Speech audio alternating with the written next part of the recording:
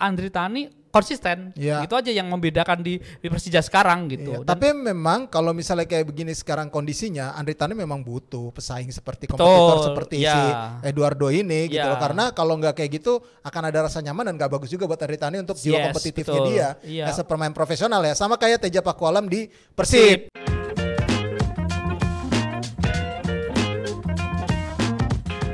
Welcome back to Discord Diskusi Olahraga bareng Rais dan kembali bersama Esto Resto. Wih, udah pakai selangor nih. Nyoblos Is. Nyoblos kita nyoblos. Lo masuk Jakarta ya berarti? Jakarta dong. Oh, Jakarta kota gue. Buat teman-teman, nyoblos siapa nih? Ya mudah-mudahan iya. apapun itu terbaik buat Indonesia ya gak? Iya, Terutama untuk sepak bolanya kalau kita. Iya. Olahraga lah ya. Olahraga satu pada keseluruhan. umumnya. Betul. Dan kita akan kembali membahas soal sepak bola lokal. Yes. Dari Liga 1. Oke. Sudah mulai memanas di masa jeda kompetisi saat ada pilkada. Ya. Ada beberapa transfer, pergantian pelatih, pemain baru juga ada. Perkenalan walaupun belum dibuka ya bursanya. Betul, belum dibuka karena kan dibukanya itu pada 19 Desember sampai 15 Januari 2024. 2025. Iya. Jadi 2024 sih. Jadi itu bursa transfer berikutnya memang dibuka untuk Liga 1. Yes. Jadi ada beberapa kayak PSIS Semarang. Iya. Umumin striker asing baru. 2 hari sebelum pilkada. Iya. Apa maksudnya gitu loh? Ya nggak tahu Is, maksudnya apa? Ada 2 hari sebelum pilkada itu Pak Yoyo juga bagi-bagi bonus di itu. Wih, Lihat deh gokil. di Instagram Emang Pak Yoyo. menang ya? Menang waktu itu ya? Terakhir? Terakhir menang. Oh iya, menang. benar. Persik ya lawannya ya. Iya, Pokoknya benar. menang. Itu di IG-nya lihat deh gitu. Oh iya. Yang nerima si kaptennya Septian David Maulana. Oh iya. Tapi hampir berbarengan sebelumnya atau sesudahnya dia memperkenalkan striker Gustavo dari Brazil. Gustavo Iya, Sousa. Gustavo Sousa. Jadi ini striker sebelumnya memperkuat klub dari negara El Salvador ya. El Salvador. Kompetisi kasta tertinggi di El Salvador gitu. Dan lumayan tajam kalau di kompetisi itu. Kalau gue lihat di musim 2024-2025 dia udah nyetak 14 gol. Jadi merunut omongannya agresi sang agen gitu sebelum jauh-jauh, tenang supporter PSIS, akan saya bawakan striker bagus nih. Wih, gitu, katanya si agresi. Dan ini kemungkinan besar akan menggantikan Abdallah ya. Abdallah ya. Yang baru bermain sekitar 37 menit dan dia cedera parah dan sebenarnya sekarang si Abdallah ini sudah pulih, cuma agak riskan dan kemungkinan besar dia akan yang dicoret gitu. Oke, ini menarik nih. Apa namanya soal pencoretan pemain nanti PSIS Semarang bakal seperti apa karena mereka masih inkonsisten ya. Iya. Sejauh ini PSIS Semarang jadi masih terus mencoba mencari konsistensi di Liga 1 musim ini. Terus ada Persita juga yang masih cari-cari pengganti dari Marcelo Barbosa. Striker ya. Striker juga memang Persita sebenarnya nggak jelek-jelek amat performanya. Betul, iya. Ya, tapi tetap naik turun juga sama. Iya, benar. Naik turun juga. Tapi Marcelo Barbosa ini dicoret udah agak lama sih, udah sekitar ya hampir 2-3 bulan yang lalu dia dicoret.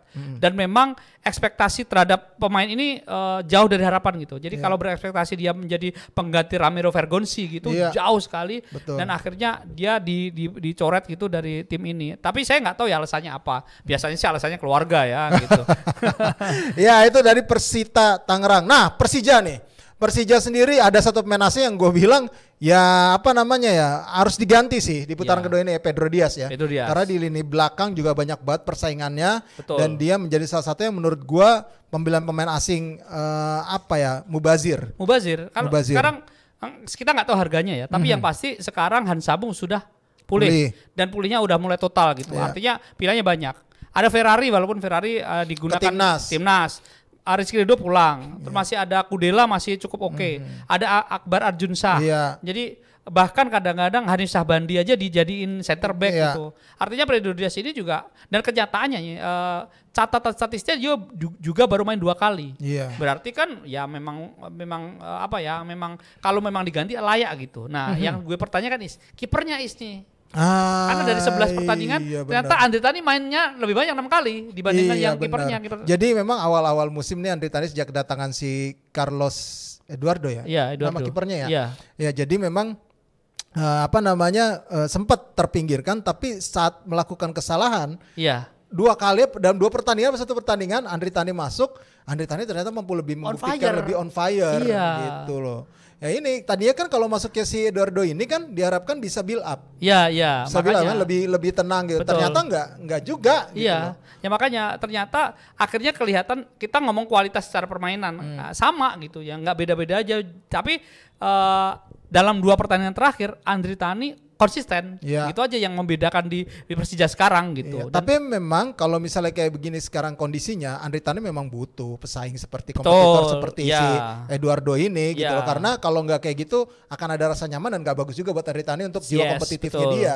As a pemain profesional ya, sama kayak Teja Pakualam di Persib. Ada Kevin Ray Mendoza gitu. Jadi memang ada menit bermain yang terbagi di antara keduanya karena ya si pelatih juga pasti akan tenang ya dengan punya kualitas kiper yang sama gitu. Betul. Dan yang menarik sekali sebenarnya Persebaya 2 kipernya itu sama-sama bagusnya. Iya. Yang satu statusnya timnas, yang satu belum gitu ya. Tapi dua-duanya kalau bergantian itu kemampuannya hampir sama, konsistensinya sama dan sama-sama pemain Indonesia bukan asing gitu loh. Benar. Ini yang menurut saya kalau ada 2 kiper bagus ini akan lebih menenangkan si pelatih gitu menurut saya. Iya, tadi lu udah ngomong Persebaya. Persebaya aja baru 6 pemain asing. Ada kemungkinan nambah nggak sih? Jadi Persebaya kalau dilihat kemarin waktu lawan Persija ya.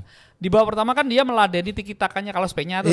Kelihatan sekali meladeni Carlos Peña. Terus kebobolan walaupun lewat penalti ya Gustavo ya. Tapi di babak kedua mereka akan bermain lebih ke direct ball gitu, lebih ke bukan, pokoknya tidak meladeni tiki-taka. Dia tidak lama menguasai bola, direct umpan segala macam yang lebih terbuka. Nah ini melihat kondisi ini karena sebenarnya Persebaya itu kalau kehilangan 1 orang itu pelapisnya nggak ada karena gapnya terlalu tinggi Iya terlalu jauh ya gapnya, kualitasnya ya. Karena bukan jelek ya cadangannya, bukan, tapi cadangannya ini masih hijau. Iya benar, minim pengalaman. Iya banyak promosi dari akademinya mereka. Betul. Iya. Kalau 2 tahun lagi mungkin bagus, tapi untuk sekarang nih, misalnya Malik Rizadi cedera nih, bahannya siapa? Nggak ada gitu. Dari semua ini yang sering dimainkan sebenarnya ada 2, Alvan Shuaib yang main di timnas sekarang sama si Tony Firmansyah. Tony kan main lebih ke 20 ya. Iya, banyak 20, dipanggil jadi artinya tidak ada gapnya itu terlalu jauh. Akhirnya ya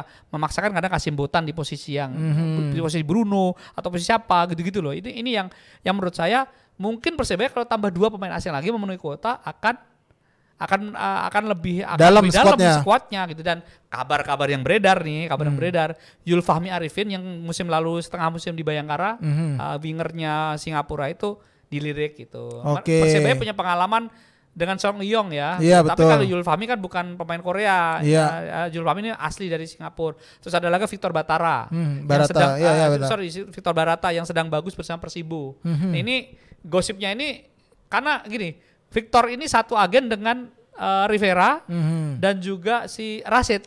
Gabriel Budi ya. Dikaitkan ini isu ya, ini rumor kayak gitu, kaitannya kayak gitu.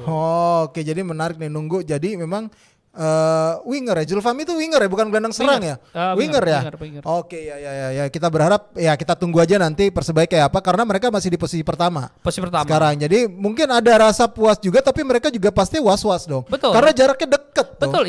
Jaraknya deket loh. Gitu. Dan kalau kita lihat Paul Munster bermain pragmatis ya karena gap itu tadi, kedalaman squad itu tadi. Jadi ya kalau udah menang unggul ya kenapa nggak bertahan gitu-gitulah. Gitu. Karena di dalam kompetisi yang kayak begini ya butuh endurance sebenarnya, bukan start jarak pendek ya. Betul. Bukan jarak pendek, tapi memang yang tahan lama. Kalau misalnya kedalaman skuadnya nggak bagus, bahaya, bisa kepleset kayak Borneo atau musim lalu. Saat dia bagus di reguler tapi di championshipnya malah ketika banyak yang cedera habis, benar. Itu makanya itu yang mungkin bisa menjadi pertimbangan nanti sama Persebaya Surabaya.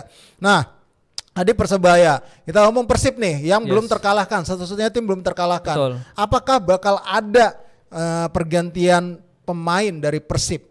Kalau dari kedalaman squad sih harusnya enggak ya, kecuali cuma minor aja kalau gua. Kalaupun memang ada ya. Ada back sih, kemungkinan mereka bisa memulangkan Zalnando karena posisi itu ya. Di posisi itu Zalnando kan sekarang di PSIS kan. Sama satu lagi pemain dari Makassar tuh yang orang Indramayu atau mana itu, yang memang pengen dipulangkan. Yang di sana Jaki Asraf ya. Pokoknya dia salah satu inter pemain dari ada rumor yang mengkaitkan dengan pemain itu. Dia pemain dari pokoknya pemain dari daerah Jawa Barat lah itu. Saya lupa yang jangan dimainin oleh Bernardo Tavares. Dan ini bisa kemungkinan mengisi perannya seorang Hen atau kan si ini cedera juga. Jaki Asraf yang ke timnas. Kalau bukan Jaki Asraf atau siapa ya? Apa ada satu pemain dari PSM yang dia Inter. Nah itu bisa jadi posisi bisa dipainkan sebagai posisinya si Rezaldi kan Rezaldi cedera tuh. Nah itu ini Bandung itu. Selain itu juga ada si David da Silva. Kenapa David da Silva? Saya udah tua, udah capek gitu. Terus dikait-kaitkan dengan beberapa striker-striker gitu gitu. Kenapa kok bisa tiba-tiba ngomong udah tua, udah capek? Ya mungkin biar apa aja naik kali. Tapi emang lagi cedera ya, tapi udah pulih dia dan dibawa kan ke mana namanya? Hari ini kita syuting dia dibawa ke Port. Thailand kan lawan Port. Gitu. Jadi memang dibawa. Jadi David da Silva kayaknya masih jadi andalan sih kalau menurut gua. Kayaknya nggak mungkin dilepas juga. Dia kemarin jadi super sub kan di Singapura ya? Iya, betul. Jadi super sub. Ya itu makanya kita pengen tunggu seperti apa dari Persib, salah satu yang menarik ditunggu di putaran kedua nanti. Tapi kalau gue ngelihatnya dengan kedalaman skuad yang mereka miliki harusnya nggak banyak sih.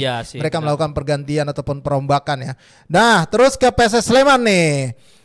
Ini lagi cari pengganti Nicolau Cardoso yang 7 laga tanpa gol dan assist, dan Phil Ofosu Ayeh yang baru main 6 kali. Iya, jadi sebenarnya nggak mencari tapi ada gosip dua pemain ini dalam apa ya istilahnya kalau ini dalam pengawasan gitu dua pemain ini karena memang kontribusinya belum maksimal gitu dan Cardoso ini kan pemain depan yang masih kalah dengan Constantin, masih kalah sama Hoki walaupun posisinya berbeda ya gitu. Sedangkan yang Ayeh ini di belakang memang dia kan bukan back tengah ya, back sayap ya. Jadi kontribusinya belum maksimal gitu. Dan bisa jadi itu bisa diisi pemain lokal gitu. Dan ini dengan pelatih baru si PSS ya mungkin bisa terjadi perombakan itu aja sih menurut saya. Iya, jadi itu kita tunggu aja ntar PSS kayak seperti apa pergerakannya. Yang menarik sebenarnya tetangganya mereka nih, Persis Solo dengan pelatih barunya dari Malaysia.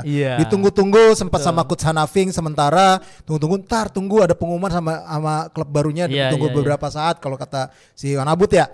Nah, terus akhirnya diumumin ternyata Ong Kim sih, kaget juga gua. Pas dia perpisahan gua kirain ke klub Malaysia mana ya atau ke timnas. Iya, ketika Mas Sabah diumumin itu sama si Ong Kim Sui gitu kan. Diumumin gue berpisah dengan ini. Kemana ya? Apakah ke Malaysia, ke timnas karena lagi? si Selangor juga cari pelatih waktu itu. Nggak taunya ke Persis Solo. Gokil juga sih, kok bisa ya? Makanya itu agak mengejutkan. Iya, mengejutkan loh. Ini jadi pelatih keempat Malaysia di Liga Indonesia. Yang pertama itu adalah Irfan Bakti Abu Salim. Persipura 2007. Asistennya dia Raja Isa. Betul. Setengah musim keluar kan diganti Raja Isa naik. Raja Isa ini paling banyak pelatih di Indonesia nih. Iya, banyak banget. Persipura, Persiram, PSM, PSMS, Persikabo, terakhir PSPS Pekanbaru ya. Terus yang ketiga itu Abdul Rahman Ibrahim. Deltras 2018 dan sekarang Dato Om Kin Sue yang dijuluki sebagai the father of football teknik in Malaysia. Benar. Dia juga presiden kayak Mas Yayan, presiden pelatih, asosiasi pelatih. Benar. Jadi dia sebelumnya di Sabah, sebelumnya di U23, tapi tahu nggak Is? Dia punya kenangan nggak enak di Manahan Is. Kita waktu pertama kali uji coba FIFA setelah di ban 2016. Lawan Malaysia 3-0. Iya. 3-0. Itu pelatihnya Ong Kin Sui. Benar. Interim. Iya, benar. Waktu itu kan dia di U3 dia soalnya. Ya, jadi dia pertama kali di Indonesia kalah maksudnya timnas senior ya dengan itu. Iya benar. Tapi dia sudah memberikan hal yang menyakitkan waktu itu. Iya di Senayan. Di Senayan emang kurang ajar emang. Aduh, gila itu si Games ya itu. Si Games 2011 waktu itu lawannya Coach RD. 13 atau 11? Udah 2011. 2011 lawannya Coach RD. Itu padahal di fase grup kalah loh. Kan tendangannya itu naik ya siapa namanya? Aduh. Siapa ya dulu ya? Bingung gue juga. Ferdinand apa ya? Ferdinand ditahan. Oh iya. Ferdinand Senaga ditahan yang sampai dia gua kapok. Fahmi Cemat bukan? Kayaknya gue lupa deh. Kayaknya Heru Fahmi Cemat ya. Heru Fahmi Cemat ya itu dia. Emang aduh parah sih. Itu ke Malaysia. Padahal golnya udah unggul duluan. Gunawan, Sundulan yang dia selebrasi Fana itu. Iya, tapi paling keren waktu itu yang gue lihat mainnya itu kapten mereka Badrul Bahtiar. Iya Bang. Tenang banget tuh Badrul. Sekarang jadi politikus sih. Badrul udah jadi politikus ya? Dia mundur dari Kelantan. Dari Kelantan ya? Terus jadi itu politikus. Oke. Ikut kayak calak-calak gitulah. Tapi kalau dengan hadirnya Ong Kin Sui, Sadil bakal dibawa nggak? Nah ini dia, ini gosip-gosip yang beredar lagi nih. Katanya Sadil tuh udah nanya-nanya Liga 1 perkembangannya gimana gitu. Gimana nih, udah ada VAR ini gimana? Gitu. Karena memang si Dato Ong ini sayang banget sama Sadil dan Sadil juga mengakui bahwa dia deket dengan Dato Ong gitu. Iya, benar memang salah satu yang bisa mengayomi Sadil ya. Iya. Bisa mengayomi Sadil tuh ya. Ong Kin Sui gitu. Ya kita tunggu aja nanti ada kejutan lagi nggak, apakah benar dia akan diajak ke Persis Solo. Ini yang menarik nih karena kan Sadil kemarin di leg kedua semalam nggak dimainin. Piala Malaysia ya? Piala Malaysia dia cuma jadi cadangan. Di leg pertama main, golin. Gol pertama lagi. Iya, ngegolin leg pertama. Itu masih Ong Kim Sui itu laga terakhir. Iya. Laga terakhir Ong Kim Sui itu. Gue udah langsung DM tuh, kaos kakinya buat gua. Itu laga terakhir Ong Kim Sui. Nah, kemarin di leg kedua ya nggak tahu diistirahatkan juga mungkin karena kan bakal main lagi ya. Iya. Jadi itu taktikal aja dari penerusnya Ong Kim Sui jadi pelatih sementara di Sabah. Ya kita tunggu aja nanti Sadil gimana kelanjut, karena kan kabarnya sebenarnya harusnya musim ini juga ada kabar dia pengen ke Eropa lah. Yang pasti gitu kan katanya sih dia dapat tawaran di Liga Thailand juga, Bangkok, di klub Bangkok ya, nggak tahu klubnya apa. Iya. Jadi Bangkok gitu. Menarik sih, bisa Bangkok United, Port Muangthong kali ya. Iya. Jadi Muangthong tuh Muangthong ya atau Bangkok juga? Tapi ya nggak jauh-jauh dari situ. Iya. Ini menarik nih kalau misalnya nunggu pergerakannya Sadil nanti di bursa transfer. Oke, terus tadi yang mengejutkan juga ini tiba-tiba Coach RD cuti. Bahasanya cuti ya. Cuti. Ini menarik loh, cuti loh. Ini bahasa baru nih. Cuti biasanya kan cuti loh. Urusan keluarga, apalah, ini cuti. Tapi memang urusan keluarga. Cutinya tuh karena urusan keluarga. Oke. Ada urusan keluarga. Tapi kalimat pertamanya ucapan cuti, pamitan. Jadi memang kayak cuti karena ingin ingin mengurus keluarga kata dia gitu. Ya gue juga heran juga gitu. Kok bisa ya? Tapi ya mau telepon Coach RD aja coba lah. Lagi ulang tahun ini. Selamat ulang tahun dulu Coach RD. Ya, hari ini kita syuting selamat ulang tahun untuk Coach RD. Ini Kamis tanggal 29 ya? Iya. 28. Oh iya, ulang tahunnya bareng Persija. Ulang tahun Persija juga. Iya, Coach RD. Selamat juga ulang tahun untuk Persija Jakarta. Gokil. Yes. Gokil. Telepon Coach RD kali ya? Coba lu telepon, bisa? Nanti sibuk nanti aja. Iya, tapi nanti kita coba undang Coach RD kali aja, dia kan agak waktu luang lagi nih. Kali aja nanti kita bisa ngobrol lagi bareng sama Coach RD. Oke, itu dia. Tapi penggantinya bakal asing atau gimana? Tapi kalau cuti ya kayak sementara kan Coach Franz kan disuruh jadi caretaker. Ya. Kita lihat perkembangannya ini nanti seperti apa kan. Cutinya berapa lama kita juga nggak tahu. Tapi bahasanya cuti soalnya. Bingung kita loh kalau nyari pengganti ya juga dong gitu kan kalau Barito gitu, karena dia mungkin kalau biar nggak didenda 3 pertandingan Hanafi ngesin lagi kan. Hanafi kan bukan gitu. Tapi Coach Franz itu udah AFC Pro belum sih? Belum. Belum ya? A deh. Masih A ya? Frans Sinatra Huay kan? Iya. Belum kayaknya deh. Belum AFC Pro ya? Apalagi proses juga dia. Yang lagi nganggur pro kan Iwan Setiawan. Iwan Setiawan. Iya, itu kemana ya? Coach Iwan ya? Terakhir Coach Iwan Bojonegoro. Iya, musim lalu. Sekarang belum ada kabar. Belum ada kabar lagi ya. Ya, kita tunggu aja, dia pasti ya menarik lah, nanti kita tunggu Barito seperti apa kiprahnya karena mereka masih belum aman juga. Antoni Dejan. Pernah ke Barito nggak sih Antoni Dejan? Lupa gua ya. Belum pernah ya? Belum sih, inget gua. Belum pernah ya. Abis Jackson itu? Iya, enggak, bukan Dejan, bukan. Makanya. Abis Jackson kan balik lagi ke RD Janur dulu, Janur. Oh iya, sempat Janur, sempat asing juga ya. Iya. Itu. Nah, oke. Sekarang tadi udah Barito, Malut United. Kembali ke Kieraha langsung langsung menang. Rame, menang lagi. Yes. Gila. Jakob Sayuri juga gila tuh mainnya tuh. Jakob gila.